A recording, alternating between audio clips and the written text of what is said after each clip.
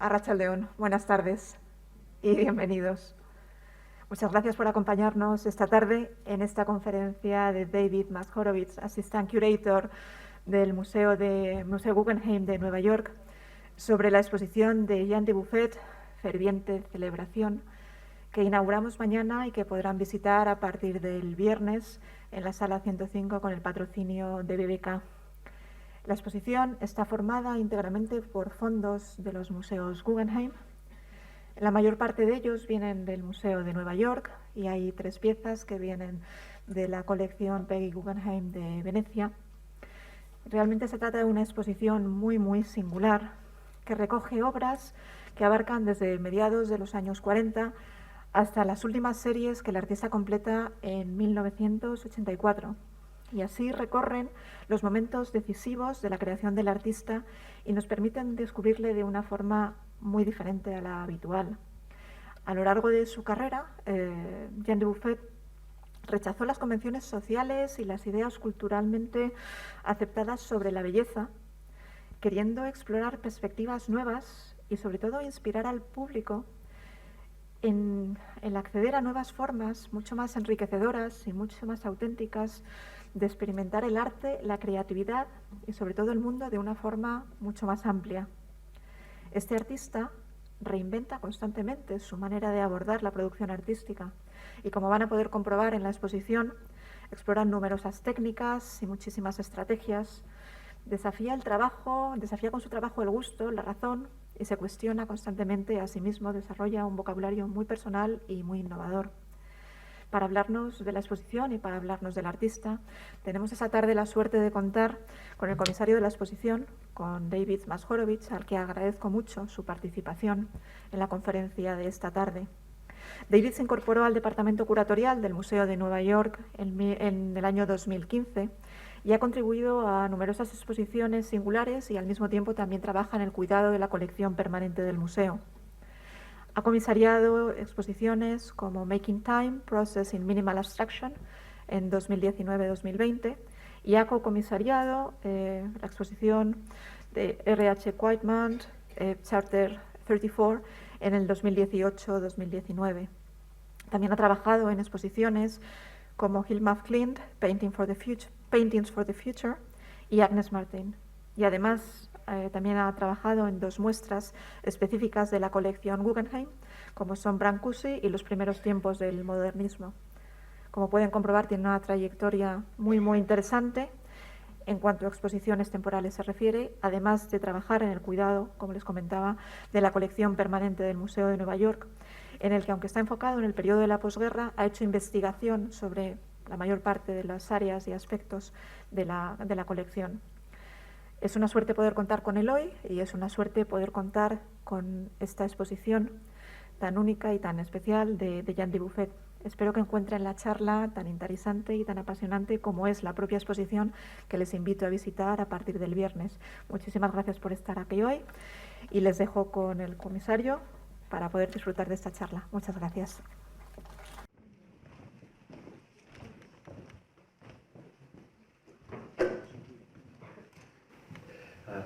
Thank you, Maria, and thank you everyone for being here this evening. Very happy to have so many people in this auditorium to listen to me talk a little bit about the exhibition, Jean Dubuffet Art and Celebration, which is an exhibition that I've organized, as you just heard. Before I begin properly, I would like to give a special thanks to Marta Blavia and Jose Murillo, who both have been indispensable as I put together this exhibition, as well as my colleagues from New York, Michelle Heinrici and Nathan Otterson, who have been wonderful companions and colleagues as we've worked on installing and preparing the show. And finally, Larissa Vedra Alvarez, who is an intern and was a wonderful help as I prepared much of the didactics and interpretive materials for this show. I couldn't have done this without all of their support and the support of many others, and I just wanted to acknowledge that before I begin. But to turn to the matter at hand, I'd like to tell you a bit about this exhibition, how I've approached it, and what I think about some of the works that are included in it. To begin with the basics, the show surveys the most important 4 decades of Jean Dubuffet's artistic I guess to talk as long as this work is up. This is the earliest work in the exhibition. It's from 1944, and it's actually a lithograph. You'll see more lithographs later in the slideshow. Dubuffet was a very avid printmaker and did wonderful things with the medium. I don't want to get too far off my tracks here while we wait.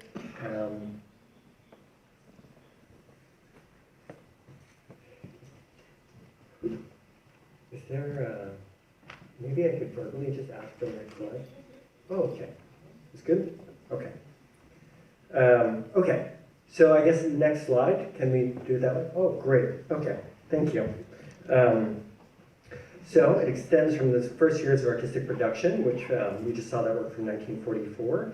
And I should, I guess, pause here to say that, should pause when we're on the last slide. But Dubuffet did not really fully focus on making art until he was in his 40s. He did go to art school as a teenager, but quickly dropped out and then pursued other professions while staying involved in arts. But it wasn't until living in Nazi-occupied Paris during World War II that he really turned his full attention to art making. And he would stay committed to it through the end of his life, and was very prolific over those 4 decades. And the work we're looking at now is the latest work in the exhibition, and it was made just a year before he died, and this is from the last significant series that he produced. Next slide. In this show, you'll see some fabulous examples from many of Dubuffet's most important bodies of work, but it's not a lone exhibition, as you know. Instead, it's comprised entirely of works from the Seminar Guggenheim Foundation's collections. The bulk come from the holdings of the Guggenheim Museum in New York, and these are supplemented by some key additions from the Peggy Guggenheim collection in Venice. Next slide, please. Our ability to do a show, muchas gracias.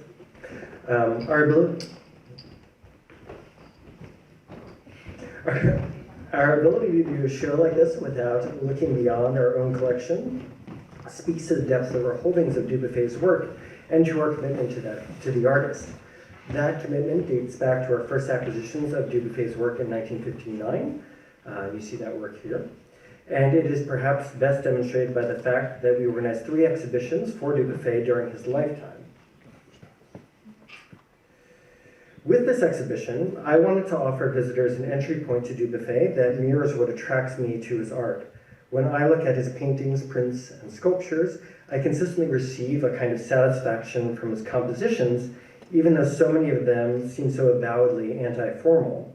There's something essentially pleasing to me in the economy of his images and their internal relations, even as the representations themselves seem self-consciously ungainly, unrefined, even off-putting at times. And it adds for me that this tension makes the aesthetic pleasure all the more elusive and therefore richer. Though perhaps even more so than how Dubuffet arranges shape, color, and line, I am regularly enraptured by the beauty of his surfaces, his attention to the specifics of his materials, and his use of patterning. It draws me into the works and it keeps me there, looking closely. Alongside these aspects of the object themselves, there are also some strains of Dubuffet's thinking that I find magnetic. As I read his writings, and he wrote really a lot, I'm consistently struck by his desire to create a more expansive understanding of art, beauty, creativity, and his desire to unlock the possibilities of attending to what is most often overlooked, disregarded, or even disparaged in our culture. All of these qualities are essentially enriching. There's something affirming, gratifying, or promising in each of them. I find this same quality in the work as well, and as I hope is already clear to all of you. And that is what draws me to it, and by extension, this is what I wanted to share with audiences here in Bilbao. These qualities are, in truth, not a secret to those who have spent time with Dubuffet's work and writings. However, they are rarely chosen as the primary entry point for interpretation of his work. Instead, those who present his work often gravitate to the overtly critical or subversive aspect of his project, specifically his aim of challenging various backward-looking art historical and cultural conventions. Or alternatively, they look to his deep engagement with art brut, meaning art made by individuals with little or no formal training, who also work with seemingly little regard for culturally sanctioned artistic traditions.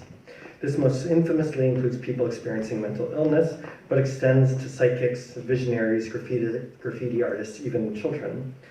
Though Dubuffet's engagement with this art was genuine and deeply appreciative, there are also moments wherein his ways of discussing mental illness can be troubling in its othering, or in its deeply problematic equation of mental illness and so-called primitivism. There is no question that both Dubuffet's focus on the asphyxiating aspects of culture and his admiration for art group were both major components of this overall project, and of course, neither contradicts his desire to celebrate life's possibilities and the richness of experience. All three ultimately nestle together in his work. However, any exhibition or introductory text can only message so much, especially when it comes to the short word counts we are allowed to use in our galleries. And oftentimes, these more dramatic, novel, or controversial focuses can overshadow the artist's constructive drive, at least in the visitor's imagination, if not, in truth, in the word count itself. With these dynamics in mind, I decided to begin with and stay focused on what Dubuffet wanted to build and what he wanted to open up with his work. As I started working toward this goal, I felt especially empowered by some of Dubuffet's own writing. He was a prolific commentator on his own work and on art and culture more generally, and his writing is consistently insightful, sometimes thorny, and always fascinating. Perhaps above all, an essay titled Landscape Tables, Landscapes of the Mind, Stones of Philosophy, published in 1952, resonated deeply with me. It is in this text that I found the show's subtitle, Ardent Celebration, and I would like to read the relevant passage to you now. It's quite long, so get ready for that. The idea that there are beautiful objects and ugly objects, people endowed with beauty and others who cannot claim it, has surely no other foundation than convention, old poppycock, and I declare that convention unhealthy. I enjoy, at any rate, disassociating, to begin with, this pretense of beauty from any object I undertake to paint, starting again from this knot. Very often this cleaning suffices for the object to emerge suddenly wonderfully, as in fact as any object can be. The beauty of an object depends on how we look at it, and not at all on its proper proportions. It is my inclination in this direction that has made certain people believe the mood of my art to be bitter. These people have seen that I intend to sweep away everything we have been taught to consider without question as grace and beauty, but have overlooked my work to substitute a new and vaster beauty, touching all objects and beings, not excluding the most despised, and because of that, all the more exhilarating. The beauty for which I aim needs little to appear, unbelievably little. Any place, the most destitute is good enough for it. I would like people to look at my work as an enterprise for the rehabilitation of scorned values, and in any case, make no mistake, a work of ardent celebration. I know that was a long excerpt, but every time I read it, I'm enthralled, and I hope you felt some of that same energy. As you will notice also, if you read the explanatory labels in the show itself, I value the voice of the artist as a way to center my interpretations, and in many ways, this particular passage centered me more than any other single source as I worked on the exhibition. It is a tremendous articulation of what I feel when I look at and think about Dubuffet's work, and it is something that I may never have fully articulated for myself if Dubuffet had not expressed it so wonderfully first. As a way of underscoring the centrality of the theme to the exhibition, I have placed the Null Visions. So that is the first work a viewer sees when entering the exhibition galleries. This work is an example from Dubuffet's Mental Landscape series, which is among the series discussed in the essay I quoted not long ago, and is one of the works where I think this constructive aim can most readily be felt. The Null Visions was part of Dubuffet's project of rethinking the tradition of landscape painting. The vast majority of the canvas is dominated by an earthy brown, which reads as a cross-section of a subterranean realm or perhaps a barren hillside. To say the least, it is not a traditional approach to the landscape genre. It is not a picturesque view of the countryside or an awe-inspiring depiction of the wonders of nature. Instead, what we see is the most unremarkable bit of terrain one could imagine, and the painting can seem equally plain, at least at first, and perhaps especially in reproduction, as we have it here. However, that brown area is full of raised shapes that are actually quite deep, making the work into a kind of painted relief. To my eye, these forms are called geological formations, fossils, or subterranean life. However, they never resolve into recognizable objects. There is a kind of vitalism in the sense that these forms are either coming into being or dissolving into something else. This vagueness suggests the constant state of change that defines the landscapes as substances and beings come into contact and transform, whether through sudden interactions, organic decay, or the slow churn of geological forces. This is a fascinating quality of the earth, or the landscape as it were, but because it so often goes unseen and so often happens so slowly, it is rarely considered and even more rarely used as a subject of art. However, Dubuffet found a way to represent this power, and in so doing returns attention to the awe-inspiring force of nature that often goes unignored and unconsidered. Importantly, the mental landscapes are not just the artist's reflections on the forces that make our planet seem alive. As the series title suggests, this painting is also a metaphor for the mind. Perhaps this helps account for the particular physical form of the painting, with its raised sections that recall the heavily folded surface of the human brain as much as anything else. More importantly, the sense of the Earth's unseen forces that the paintings serve as a potent metaphor. More importantly, the sense of the Earth's unseen forces serve as a potent metaphor for the workings of the mind as it interprets the world through perception, memory, and belief. The raw material of the Earth, with its suggestion of new possibilities, also points to Dubuffet's implicit belief that if we return to and consider the raw material of our mental worlds, we can reform how we relate to the world at large. You will learn much more about this theme in a bit, especially when I speak of Dubuffet's later works. The Null Visions is the latest work in the first room, but I hope that it offers a lens for viewing the earlier works that I've hung nearby. These include some of the crudely rendered figures for which Dubuffet is so well known, and might be more easily seen as a challenge to received aesthetic norms than experimentation with other kinds of beauty. Dubuffet made all of these earlier paintings using a medium he called Hotpate. This was oil paint that Dubuffet thickened with additives like lime, sand, and purportedly even tar at times. The resulting paste allowed Dubuffet to work in more immediately physical ways compared to the relatively refined mediation between brush and traditional oil paint. He shaped his image using his fingers or other stiff implements that he could press into the still wet material, and as the paste dried, he often carved into or scratched it. The medium creates a wonderfully textured surface, drawing attention to the material realities of the painting, rather than transforming into a kind of pure optical space the way that thinly applied oil paint can. The surface of these works becomes a point of fascination in itself, rather than something to look past.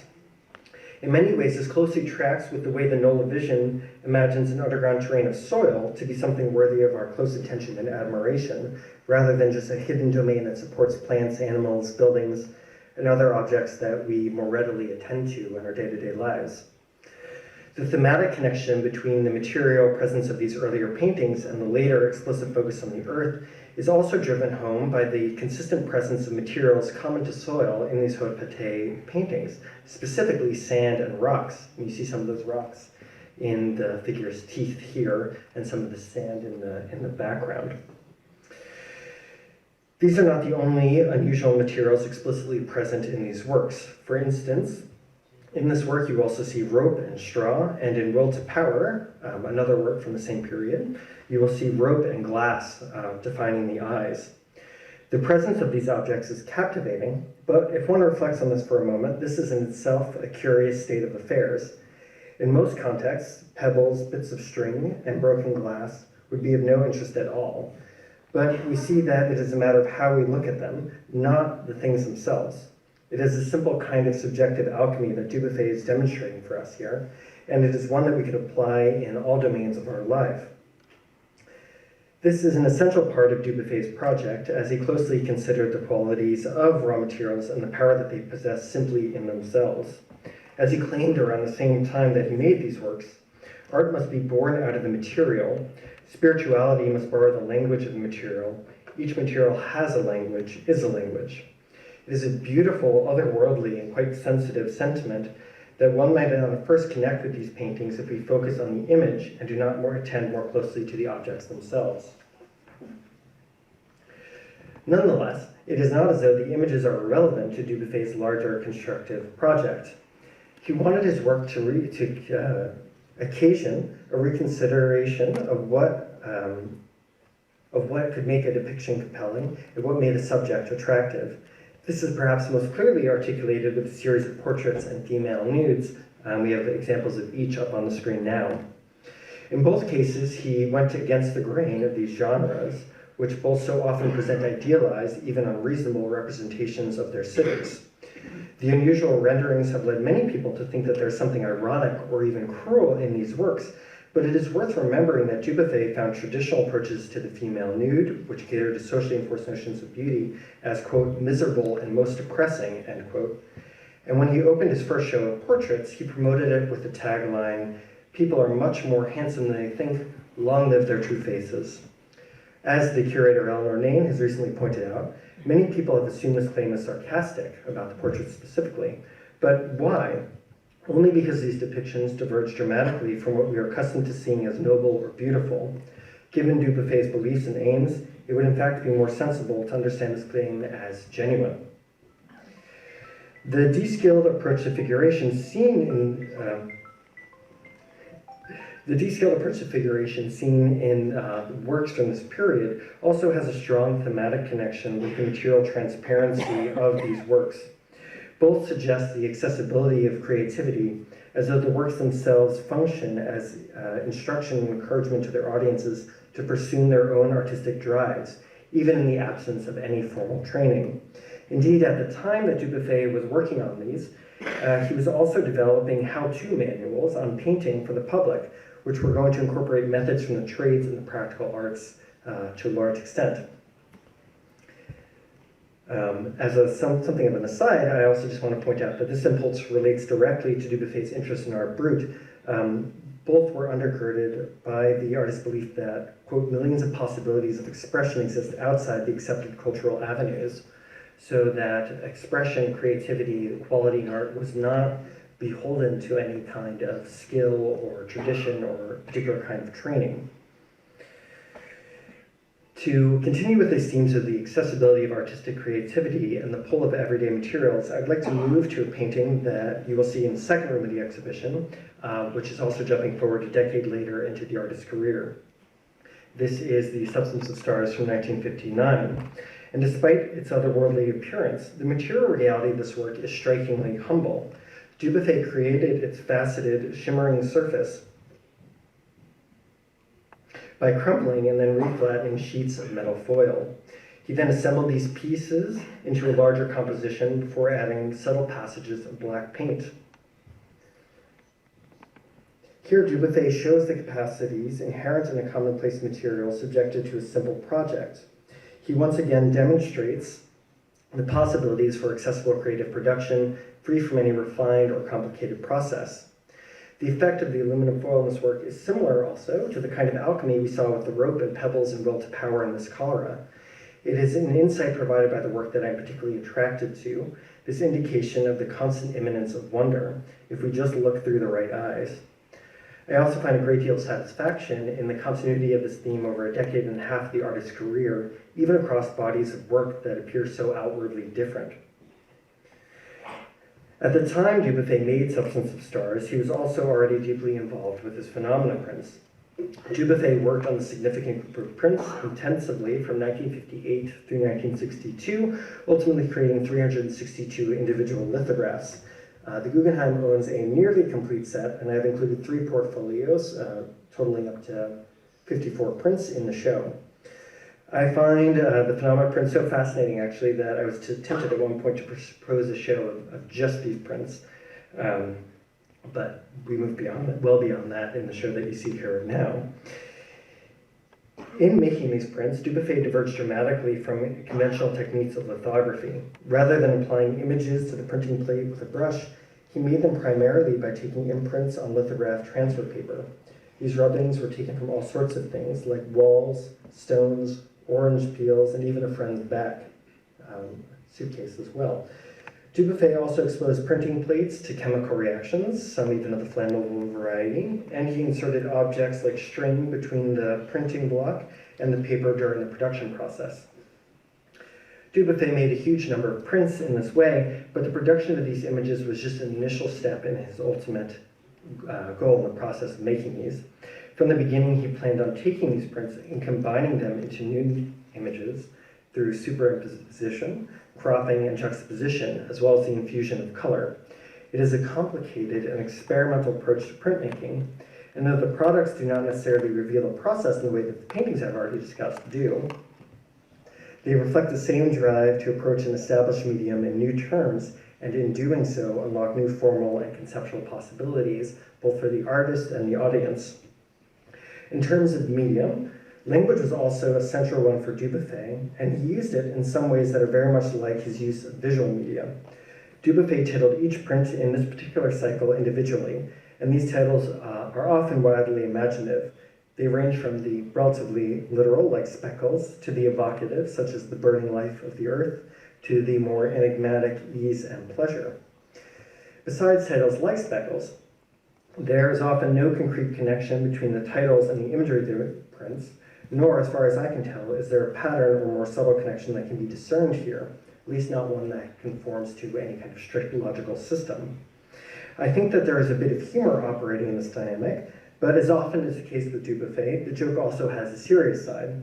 It reflects Dubuffet's disdain for logical organization, and it simultaneously serves as a guide for the audience to make other kinds of connections of other types, of a more poetic and open-ended variety, specifically.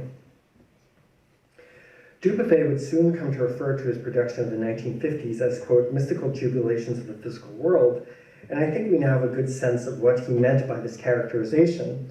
However, I do not think that most people with a passing knowledge of Dubuffet's work think of him in these terms. Yet similar nearly metaphysical aspirations can be recognized in much of his artistic project. A great example of this is Duke Stan's, a fabulous example from the artist's Orloop cycle. The Orloop works are distinguished by networks of interlocked cells, many filled with parallel stripes, most often in red, blue, and white, as you see here in this painting. With this Orloop format, Dubuffet established a vocabulary that enabled him to create and explore an ever-expanding fantastical universe unified by its shared visual expression. Dubuffet was attracted to this formal conceit because of its capacity for theoretically endless spatial extension. Specifically, he lauded its ability to form compositions, quote, without limit or center, like the high seas, end quote. Nuke certainly demonstrates this possibility in its scale. It is a massive 3-panel painting, and one of my favorites. I hope you all see it in the show itself. The Orloop imagery also allowed Dubuffet to center phenomenological and epistemological issues. The intricacy of the patterning can lead to visual ambiguity, especially when multiple pieces are seen together. This enigmatic quality suggests the transience of what seems permanent and the contingency of an object's supposedly defining form. Together, these effects occasion a rethinking of the relationship between perception and its object, even between reality and imagination. This philosophical line of inquiry could lead to an essential, even nihilistic skepticism. However, it can also point to a realm of possibilities that exist beyond our experience of the world around us. Nuke simply through its title suggests this latter potential. The title is a Latin phrase that literally means standing now. In philosophy, specifically in Christian philosophy, it is used to describe an idea of eternity that exists separate from concepts of time, suggesting in some sense a constant state of presence. We can understand the work itself as suggesting this possibility of relating to time differently. Nuke does this through its expansiveness and its lack of compositional progression or visual emphasis. It seems to represent an expansive simultaneity, as though it is modeling a different way of being for the viewer. Significantly, this modeling relates to both time and space, two of the most basic principles, if not the two most basic principles, that govern our experience of the world. Dubuffet's later work would continue to encourage viewers to reconsider the basic structures of thought and experience. These themes, in fact, become even more central. One of the major series of this last decade is Theaters of Memory, which is represented in this exhibition by The Misunderstanding. To make the works from the series, Dubuffet painted on individual sheets of paper, cut them up, and then combined them into chaotic compositions. In these works, rapid shifts between subjects, settings, and imagery, Dubuffet sought to represent the jumble of mental activity involved in perception. He explained the effect he hoped to create, saying, quote, "We must not confuse what the eye apprehends with what happens when the mind takes it in. The mind totalizes. It recapitulates all of the fields. It makes them dance together. It stirs them together. It exchanges them. In it, everything joins in movement. It transforms them to, it reworks them in its own guise." End quote. Through working to lay bare the workings of the mind in this way, Dubuffet was not just reflecting on the nature of thought. He was seeking to create the possibility of re-examining and reinventing mental processes themselves. It is an ambitious goal, and as I've already said, it's one he would continue to pursue. This project reaches crescendo with the sights of 1983. As we saw in The Misunderstanding moments ago, Dubuffet often used a web of gestural lines to convey the more abstract aspects of thought. With his Sights series, he made these colorful tangles his primary subject, as he explored what experience would be like if the mind did not sort the outside world into preconceived socially defined categories, extending even to the distinction between the mental and physical realms. Dubuffet said of the series, quote, "These paintings should be seen as practice for an apprenticeship in a new form of vision, a vision that has been freed from the specious nomenclature with which humanism claimed to analyze and list the mobile chaos of the universe." We can get something of a sense of what Dubuffet meant by this by looking to the painting.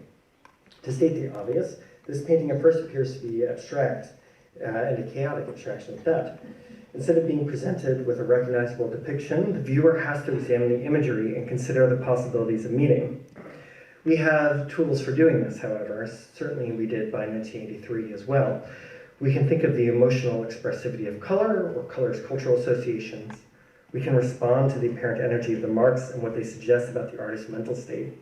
We can look at the relative presence of balance, density, or unity, and consider how they affect the mood that's conveyed by the artwork. However, if we take time to reflect on these qualities, we might find that this painting holds more than we first expected, get a little reward, as it were. In this case, we will start to notice that some passages suggest faces. Finding them is on one level a simple pleasure. It endows the work with a kind of joy extending even beyond the palette's exuberance. In fact, if we look back at Dubuffet's work, we find that he often used this strategy to reward close looking and to get people to look at the work in new ways, more than one way, as it were. Faces are embedded in many works. Just in this exhibition, we see one in the body hair of the figure in Will to Power. That body hair, by the way, is entirely represented by gravel, and it also has the same kind of foreboding presence that the figure itself does.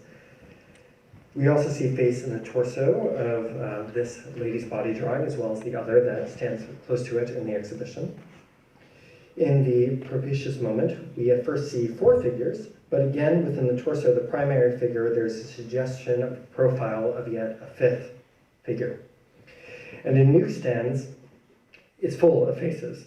Once you start looking for them, you'll find more than 10, and some of them are much clearer than others. I chose one of the clearest here. Sometimes this reward for looking is actually right under our noses. So many of the phenomena prints have elusive imaginative titles that we might get complacent and not look for representations within the print's largely abstract images. I admit I myself was guilty of this. But of course, Dubuffet never wanted to encourage just one way of looking or interpreting. This is inherent in his project of having us rethink how we think.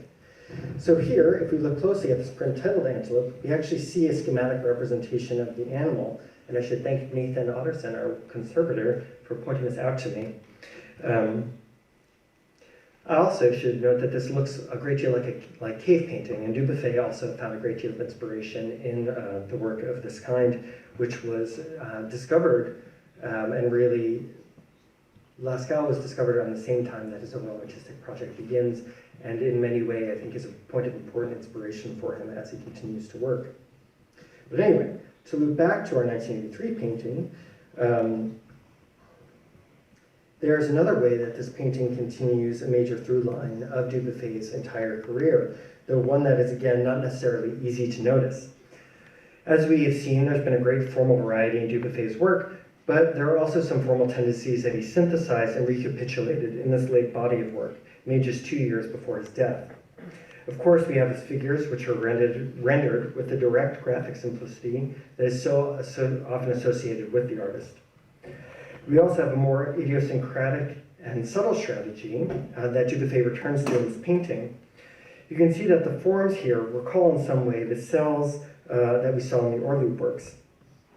Looking back to the beginning of the career, we can see that this is actually a tendency that preceded that group started in 1962 and goes back to some of his earliest examples of his production. And here are some more extending through to the end of the exhibition. In all of these, we see banded areas that are built up to form the overall composition. Sometimes they are abutted, other times they overlap. Sometimes they are left to themselves, other times they are filled with their own networks or tangles of lines. In any case, it is an interesting formal tendency that Dubuffet recalls here. It allows the painting to act along another axis as a synthesis of nearly everything that came before it. More importantly, however, as you have already gathered, this work also synthesized a more fundamental aspect of Dubuffet's project. As early as 1946, Dubuffet was considering how learned categories affect our understanding of the world, and how we might see the world differently if we reconfigured these categories in our own imaginations. At the time, he imagined not classifying swallows and storks together as birds, but instead grouping swallows with daggers as sharp and perforating objects, and storks with lance in the category of long-legged objects. So, as we've seen, this desire to rethink, reclassify, reimagine was a constant animating force for the artist. And it, of course, aligns neatly with Dubuffet's stated aim with the sites, namely to prompt a vision freed from familiar linguistic categories. Even though Dubuffet's work had transformed in so many ways, this essential goal remained intact over 4 decades. Dubuffet wanted to compel his viewers to see the world differently, to understand it in more intimate, enlightening terms, free from preconceived ideas.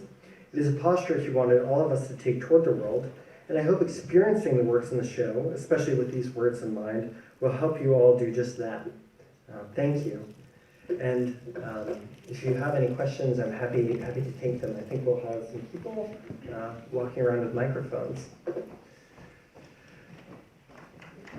Thank you.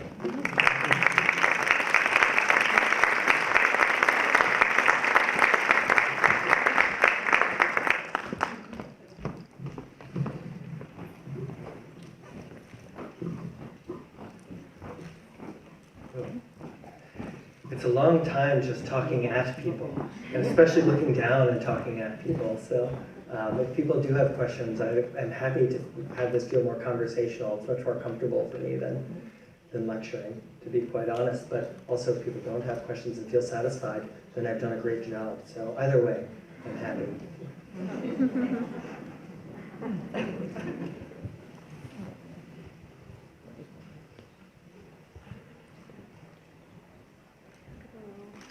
All right. Well, maybe we all get to have dinner a little bit earlier. Oh, we have one.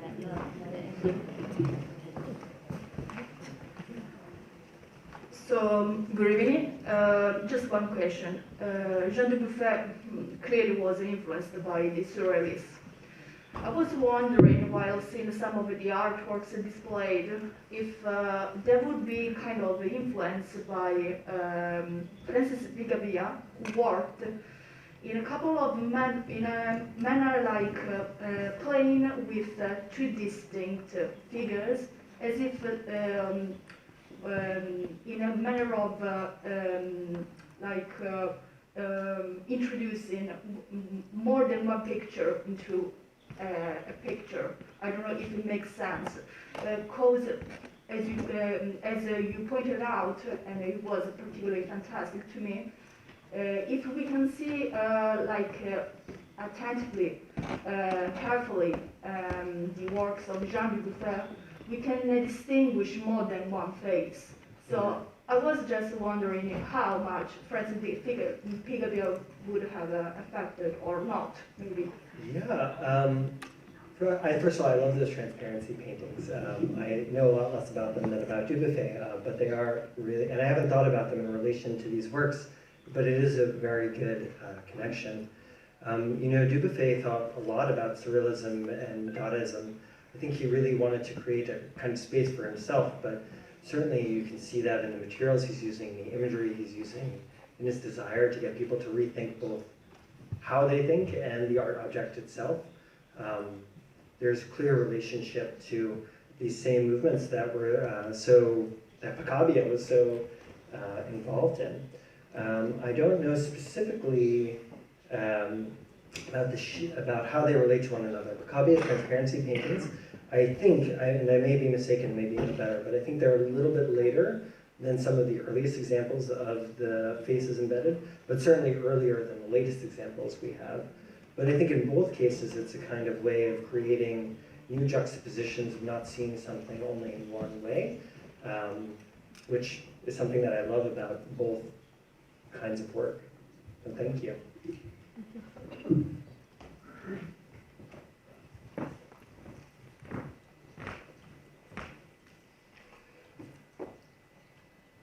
Anyone else? Am I missing anyone as I look into the light? Well, in that case, thank you all so much for joining. I hope everyone enjoyed it, and I hope everyone gets to see the exhibition and enjoys that. I hope you enjoyed the paintings, in fact, more than you enjoyed me speaking, but I think they're great. Thank you.